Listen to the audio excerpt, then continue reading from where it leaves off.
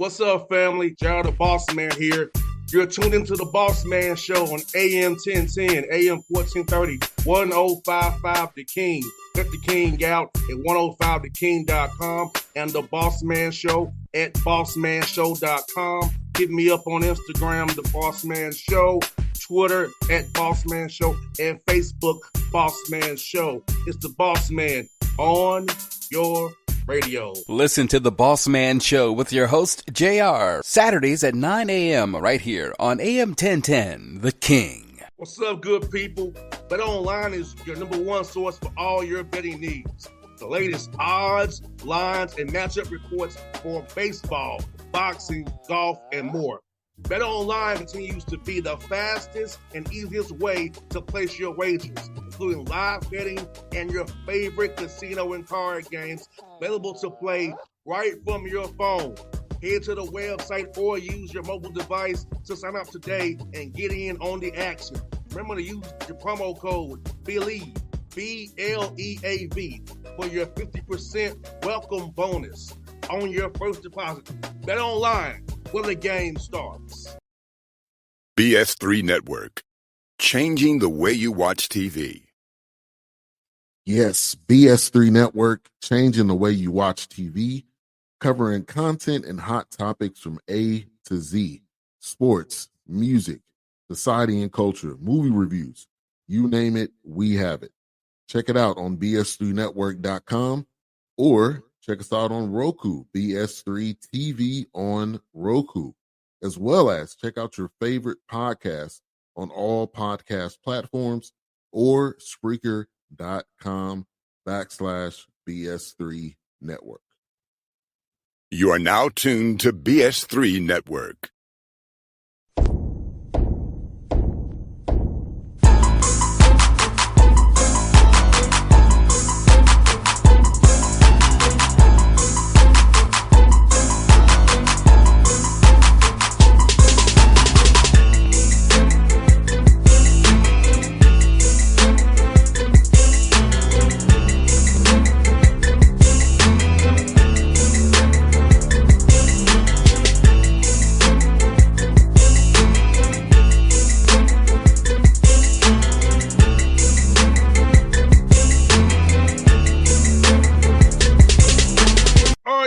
Back on the Bossman Show, we're going down I-85 South to Tuskegee, Alabama, to Tuskegee's head coach, Aaron James, coaches alma mater, the Golden Tigers out of the SIAC. It's Coach Aaron James on the Bossman Show. Coach James, good to see you, man. How is life down there at Tuskegee? You've been head coach, man. Oh, it's going well. Just like I said, just sucking everything in and taking it day by day and just trying to get these young men ready for the opener against Fort Valley University. Now, Coach James, I'm asking you, man, I've not talked about this with some other coaches as well, the pride you feel coaching your alma mater. You know, I know if I was coaching at Tennessee State, I feel some pride about it more than anywhere else I would be. But for you, man, knowing you played there, man, Tuskegee's been your world, your life, and what you're doing down there, man, how's it feel knowing that you lead the program you actually played for? Man, it feels good. Coming in last year as the offensive coordinator and just knowing, you know, the ins and outs with the history, the rich history, you know, Tuskegee have, and just knowing that I'm leading, like you say, the team that I played for, my alma mater. It's a good feeling, and I'm very excited about it. And how has the community been treating you, man, knowing that you are one of their own and that you played there, man? So how's the community been towards you, man, and helping you in this program build things out and supporting you in every way possible? Oh, man, the community is very supportive. You know, with back in the days, you know, we was winning championships and everything. And just like I say, coming back forward, just moving forward, just trying to bring these guys back to that next level, to that level of the winning tradition that we have here at Tuskegee. So the community has been open arms and welcoming and supportive as well. And Coach James, at what point in your career did you decide that you wanted to get into coaching? I know I'm a son of a coach. And I chose radio for a reason. I'm too competitive, and the way I talk to kids sometimes it ain't cool nowadays. So that's why I chose radio. But at what point in time in your career did you want to get into coaching, man? Just going into, I guess, my junior year in college, just trying to see my what was next after football, And just knowing me, just being at, playing quarterback and just want to just come in and just give these guys a lot of information that I had that, saying that I was brought up with. So I want to say my junior year in college, just looking at it, at everything. And like I said, just trying to find my way at the end and just try to see what was going to be next for me after college. So I didn't make it to the NFL. That's every kid's dream, but God had a plan for me and I'm following it. So that's it. And how important is it for your guys kind of understanding that the NFL is not going to be there for everybody? We have to you get our degrees while we're in school and get internships while we're in school. So how are you trying to leverage that, trying to help your young men see life after football, get the internships, and you make sure they get that academics? Because that degree from Tuskegee, because the name of Tuskegee is very national, very popular. It can take them places. Yes, when you get a degree from Tuskegee, they call you boss. So we harp on that every day. Education is first. That's the only thing that you're here for. First, that's the main goal. Your education and football follows. So, like I say, we harp on that every day with our from our staff to our student athletes, and and hopefully that soaks in and get them where they need to be once they leave here. Hey, man, you got that right. It's also Coach James, it's been an assistant coach and, going through those processes. How do you go about preparing yourself in your mind for this opportunity when you become a head coach? So how do you kind of prepare yourself while still being loyal to your head coach, but in your mind preparing yourself for the opportunity that you have right this instant? I wouldn't say I prepared a little bit last year because I was the head coach in waiting as the offensive coordinator. So a lot of the duties was, I took care of, and I don't know if you can really prepare to be in this position because there's a lot of things that throwing at you, and you gotta think fast on your feet, and then just have the support. That's the main thing. Just have the support around you, and for everybody to get things done. And also, as you put this program out for young men listening here in Atlanta and beyond, all my affiliates that are down the line, what are the pillars of your program that you want people to know about, and what kind of young men are you targeting to bring in your program as you build this thing out? We looking for, like I say, we harp on education first. So education, we're looking for guys. Good. I'm my bad. The light is censored in here. You good?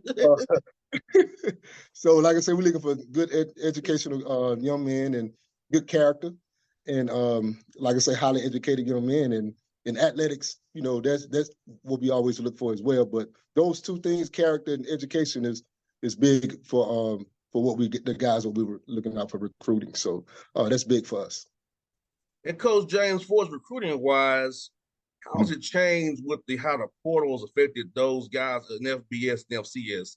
Are you getting high school kids you usually wouldn't get a chance to get early because of the focus being on a non-commodity per se at the higher levels? And are you ever get junior college guys as well who are very much talented, who you can plug in and fits your culture, that's what you're looking for in a player and in a young man?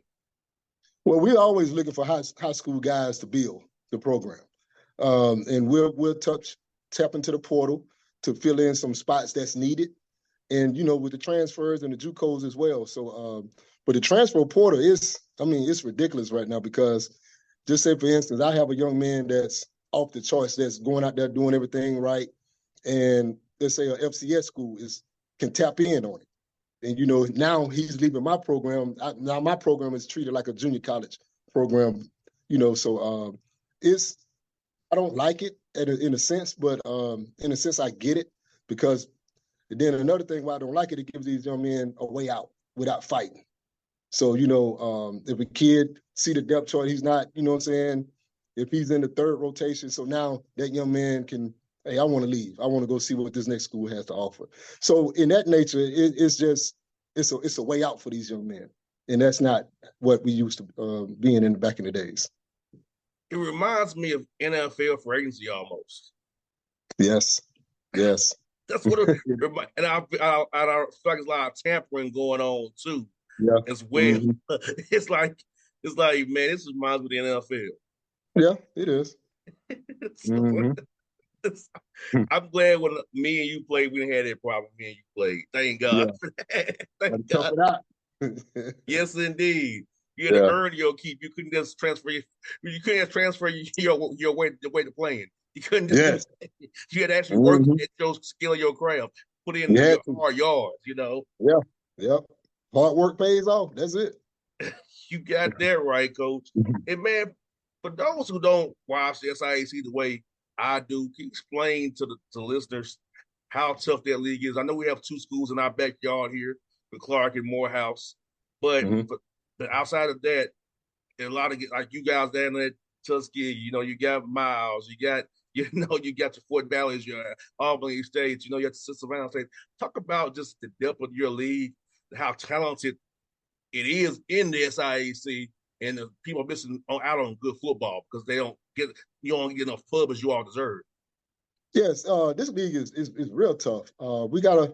This year we got a lot of televised games, ESPN games, so the world will be able to get to see what type of talent the SIC has, and we have a lot of young men that make it to the next level from this league. So I mean, this league is tough. You got to come in every week ready to prepared and ready to go. So I mean, you just can't lay down for any opponent in this league. So it's real tough. Now, being an offensive coordinator and quarterbacks coach James, tell me about this, man. How has offense, in your opinion, changed over the years, and how have you evolved your offensive philosophy over the years as offense has changed and got to become more spread? Yeah, because what I was accustomed to playing back in the days, we was more under the center, a little bit of shotgun, a little more pro style than spread. So you got to adapt to what's now. That's how I see it. If it fits my system, that's what I'm a saying add to it. But nowadays, like you said, you have a lot of more spread teams, a lot of offenses running spread, and now the defense got to catch up as well. And then you got offense running a lot of tempo.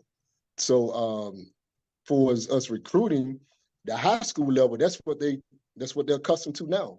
So you can't go into a program and you're running a pro style system and you're trying to go recruit a guy that's coming out of spread system. I mean, sometimes it works, but that's what you're not gonna hit with that recruit. You know what I think is going to be the next evolution? It's going to be scary. Is that when you start putting these guys like Kyle Pitts here with the Falcons, who was kind of a hybrid tight Yep. end receiver, you're in 12 personnel, it really could dovetail 10 personnel, put you in a Yeah. bind. Are you gonna go down? You go nickel? What you gonna do? So it's like, Yeah. then Exactly. you can kind of with the run out of that with those hybrid guys. So I think the hybrid guy like Kyle Pitts, you can play 12 or 10, depending on what you want to do. Yep. Really kill people down the road. Defense gonna have to decide what are they doing? Exactly. So like I say, those type of guys really makes the offense flourish because you can flex them out wide, you can put them in the backfield. I mean, those guys are real useful in today's football offenses. Well, And I think that's what we did at Tennessee State. We did a lot of dummy motion and ghost motion to kind of declare man zone, and then now it's becoming more. Everybody was doing it. We're doing it back in the mid 2000s. We're trying to get you to declare man zone early by doing dummy motion, ghost motion. Okay. yeah, We said okay, we got it. We're gonna check to some option routes or some, see what yeah, you're doing. I'm yeah, gonna run me a exactly. little 5 yard hitch and stop. Or a fade stop real fast. Oh, I got you beat. So yeah, so like just Yeah. seeing how it's all changed, man. It's amazing, man, watching football the way it is. You know what, coach? It's fun. Now, my father, he's 85 years old, in about 9 days. He hates today's football. I must tell you, he hates He ain't who? he hates today's football, man. He hates it. Oh, He's like, son, we gotta get a fullback out there. yeah, It's yeah. never It coming. ain't. That's gone, It, Dad. it's gone. It's Tight end's the gone. fullback now. The tight end's the fullback before the Yes, H yeah. back. The ace back. Yep. So yeah, that's good. But it's fun. What's this for? I'm talking ball with a guy who's he coached back in the day. Like I love talking about ball. It's Uh, funny how much he hates today's game, but it's funny. yeah, that is funny. Now let me ask you this, man. Recruiting wise, man, talk about how on your roster, make sure you take care of that radius around Tuskegee, because Tuskegee is where it is, man. You can get to some good Atlanta, Montgomery, Birmingham. You can get some good places in a short period of time. So talk about the location to be able to get the places to find talent that can really fit to help your program. Yeah, so like you say, Montgomery is only 20, 28 miles from here, and then you got Columbus, Georgia, you got Auburn, you got Opelika, Alabama. So around the radius around that's surrounding Tuskegee, I mean, we're going to tap into that first. We want to tap into the state, to the radius and the state of Alabama first, and then like you say, you got the surrounding states, Georgia, you got Tennessee, you got Mississippi, you got Florida. So, I mean, just around the states that's surrounding the state of Alabama, it's some good, talented football schools and programs out there. And it's also encouraged. It's also good because parents can come watch their kids play. I know that's big. Exactly. Parents come watch their kids play, so it's easy. Just get on out, get up there too. We're out there far away. Come watch our son play. So that's also a great thing too. And I got two more for you, Coach. Who are some guys who really pop for you this summer in workouts that you want to highlight? If I listen, kind of look out for that you feel really was a big year this year. I'm just gonna my linebacker Vincent Hill. He's preseason all conference. Receiver Antonio Meeks. He's a preseason all conference. Jeremy Dees, defensive lineman, preseason all conference, and Zelly Aldrich, defensive back, preseason all conference. And my punter, Ryan Duff, he's a preseason all conference. So I'm just gonna leave that for you on your mental. I don't want to give anything else out. So those guys are going to be great. They're going to be great in the program, and we got a lot of guys that's surrounding those guys that's going to flourish as well. So, and yes, that third phase of the games are very important, people. That punter and kicker, that third phase is very important. Those things is very important. Those hidden yards fans are very important, Coach. Am I lying, Coach? No, you're not. You're not. I'm not. Like I'm telling you, that position is very important. It is. Yeah. So, hey, and like Ted Coach up over there, boy. And like Ted up over there. I got one more for you, man. So tell us about on this show, man. We love talking about food on the show. We have a food blog as well. So tell us some cool food spots in Tuskegee you can come and eat when we come down and hopefully see you all play and win a game or two. We ain't that far away from us in Atlanta. So tell us some good food spots down here. We go check out. We'll come down there and see you all play, man. You got what is not Busy Bees? Is he changed the name of it, but it was Busy Bees. Good soul food restaurant. Anything you want. I don't eat pork, so he got some good pork chops, I heard, but I don't eat pork or beef. So it's a good spot. That's a good spot, and it's a wing spot here. They just opened up. They're pretty good as well. So those two spots right there, I mean, you can't miss with those. I mean, everybody loves wings. 100%. 10-piece lemon pepper, for sure. Yeah, exactly. With some ranch. Yeah. Hey, Coach James, it's been fun, my brother. Definitely wish you luck this season, man. How to get you on the show again near homecoming. And I want to help Coach. If you never need anything from me in this show, man, we'd love to put you on again, help you out, get people to hear about Tuskegee, what you're doing down there. We want to support you all and help you all grow, man. Oh, thank you. I love the invite, and hope we can do this again. Sure thing, Coach. Thanks so much, brother. BS3 Network, changing the way you watch TV. Yes, BS3 Network, changing the way you watch TV, covering content and hot topics from A to Z, sports, music, society and culture, movie reviews, you name it, we have it.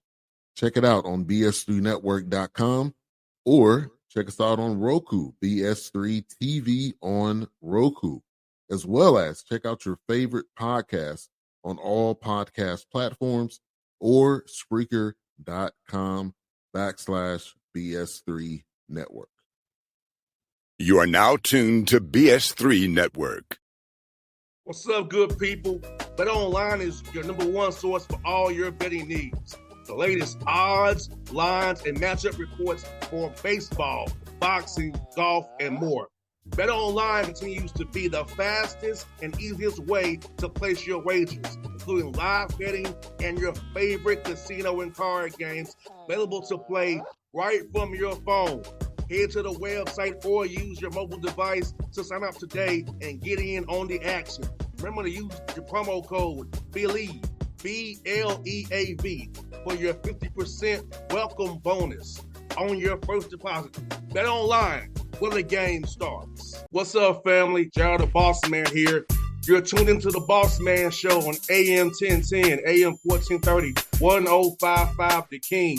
Check The King out at 105theking.com and the Bossman Show at bossmanshow.com. Hit me up on Instagram, The Bossman Show, Twitter at Bossman Show, and Facebook, Bossman Show. It's the Bossman on your radio. Listen to The Bossman Show with your host, JR, Saturdays at 9 a.m. right here on AM 1010, The King.